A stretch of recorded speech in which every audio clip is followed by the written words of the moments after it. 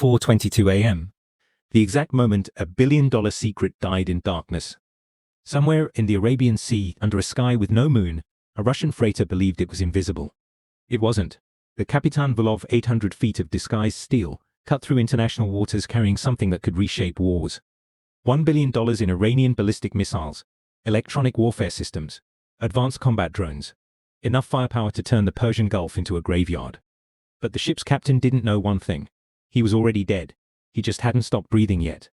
American intelligence had been watching since the first crate left Moscow. Every container, every crewman, every lie written on the manifest that claimed they were hauling agricultural equipment. And now, in the pre-dawn silence, 100,000 tons of nuclear-powered judgment was closing in. The USS Abraham Lincoln doesn't ask permission. It doesn't negotiate. It defines what happens next.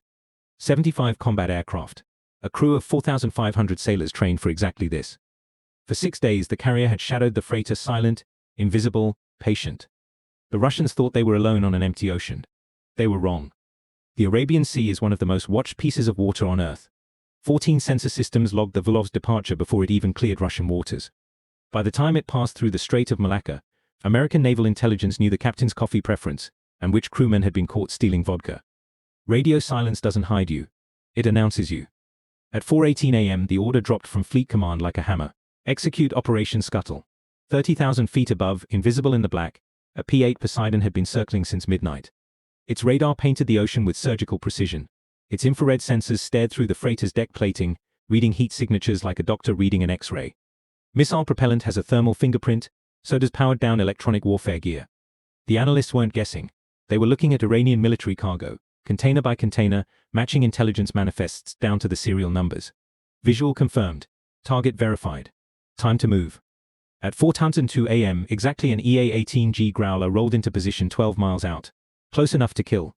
Far enough to stay invisible. Electronic warfare doesn't explode. It suffocates.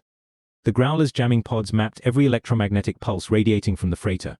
Satellite links. Radio frequencies. GPS signals.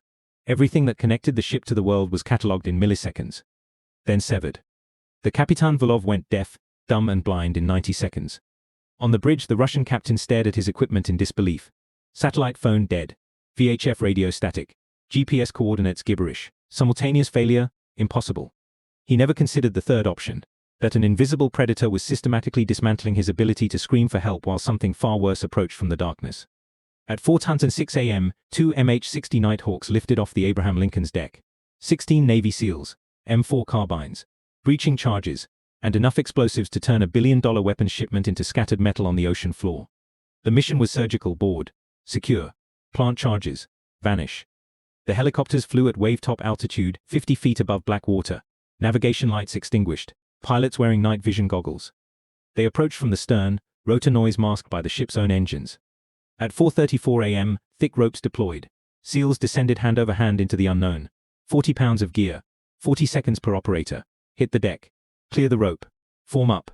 Move. The first team sprinted forward in absolute silence.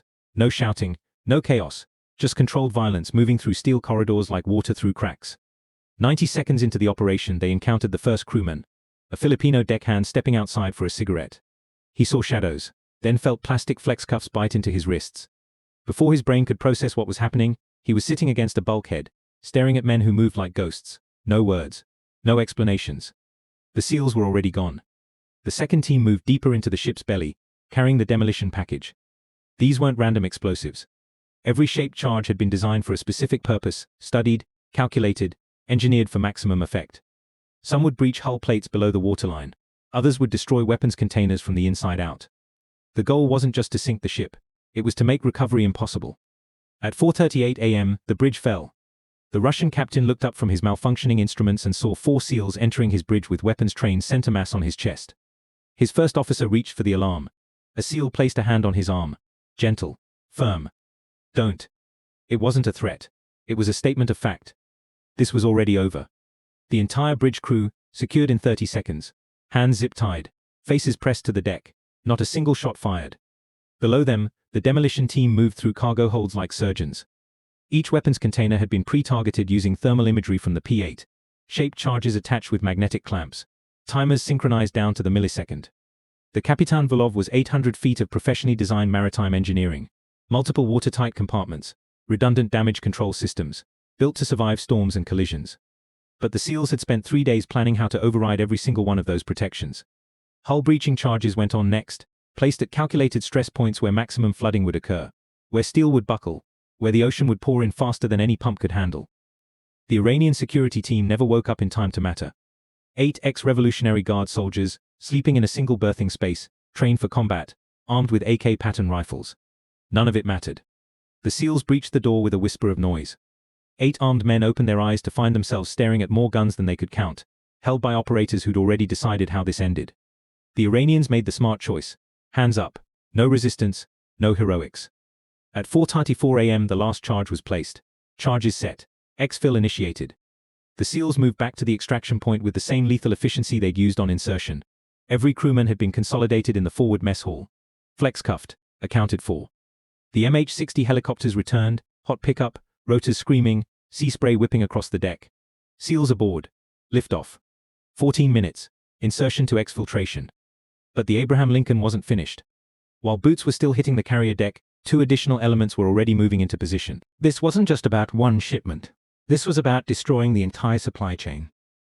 At 4:49 a.m., 4 FA-18E Super Hornets launched from the carrier deck, afterburners turning night into day for 3 seconds before they vanished into darkness. Each aircraft carried 4 GBU-32 JDAM precision-guided bombs, 2,000 pounds each, 16 bombs total. 32,000 pounds of high explosive. Target Chabahar port on the Iranian coast. The loading docks where this billion-dollar shipment was supposed to arrive, where Iranian military officials were waiting with propaganda cameras ready to broadcast their new arsenal. The Super Hornets climbed to 25,000 feet well above Iranian coastal air defenses. They never entered Iranian airspace. Didn't need to. They released their JDAMs from international waters. GPS-guided, inertial backup, 5-meter accuracy. The first 2 bombs hit the main loading dock structure, concrete and steel atomized in milliseconds. 4 more destroyed the gantry cranes, turning million-dollar machinery into twisted sculpture. 6 entered the warehouses through their roofs. Secondary explosions lit up the night. Ammunition, fuel storage. The final 4 struck the administrative building where officers were probably sleeping, dreaming of promotion. 90 seconds. A functioning military port transformed into burning rubble. Simultaneously, because the Americans don't do anything halfway, the destroyers USS Thomas Hudner and USS Mason launched Tomahawk cruise missiles. 6 from each ship. 12 total. These weren't aimed at the port. They were hunting the convoy escort that was supposed to protect the weapons shipment once it arrived. Armored vehicles, escort trucks, Revolutionary Guard personnel staging in garrison, waiting for cargo that would never come. The Tomahawks flew at 550 mph, hugging terrain, staying below radar coverage. They approached from multiple directions, north, east, west, so air defenses couldn't orient on a single threat axis.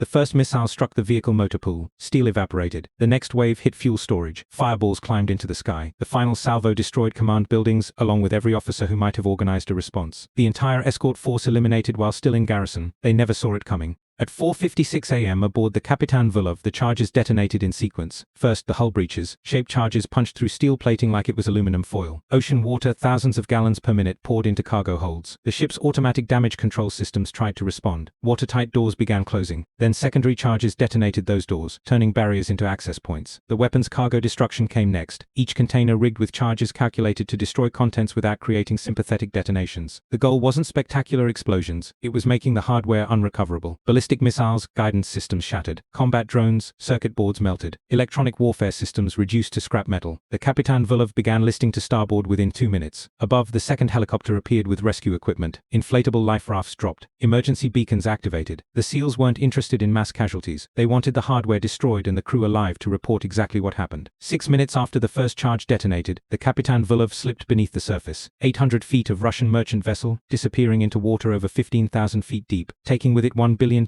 in military hardware, irretrievable, gone. A Pakistani Coast Guard vessel rescued the crew within an hour. 43 men pulled from life rafts, wet, terrified, alive. Every single one survived. But the cargo, scattered across the seafloor in pieces too small to identify, let alone salvage. The aftermath told a story written in fire and silence. Iran didn't just lose hardware, they lost something far more valuable: credibility. They'd been planning a massive propaganda push around this weapons delivery. State media was ready. Revolutionary Guard commanders had speeches prepared. This was supposed to be their moment, proof that Western sanctions meant nothing, that they could arm themselves however they wanted. Instead, they got international humiliation. Port facilities destroyed, escort forces eliminated, $1 billion shipment resting in the deep. And Russia couldn't say a word. because complaining would require admitting they'd been shipping advanced weapons to Iran in violation of UN Security Council resolutions. The Kapitan Vulov was officially carrying agricultural equipment. Any protest would expose the lie, so Russia stayed silent. And that silence said everything. The cost analysis wrote itself with brutal mathematical clarity. Iran expended $1 billion in weapons hardware. Russia lost a freighter valued at $80 million. Revolutionary Guard facilities at Shah Bahar needed $200 million in reconstruction. The escort force represented another $40 million in vehicles and equipment. Total Iranian and Russian losses, $1.32 billion.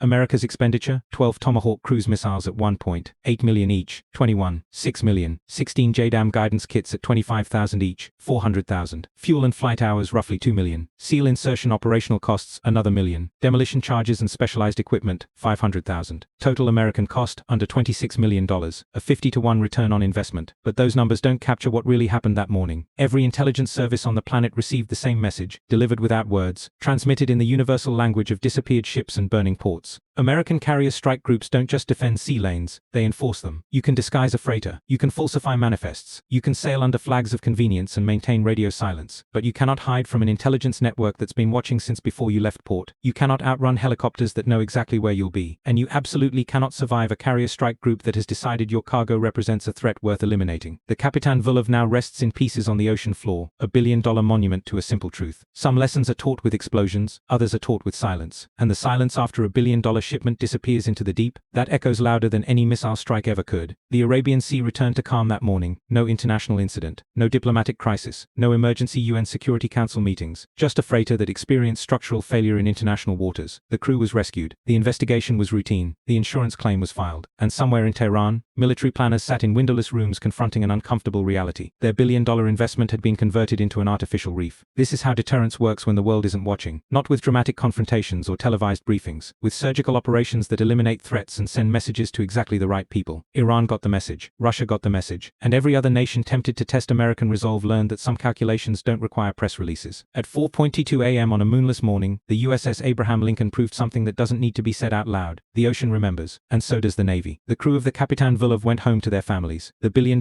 in weapons didn't.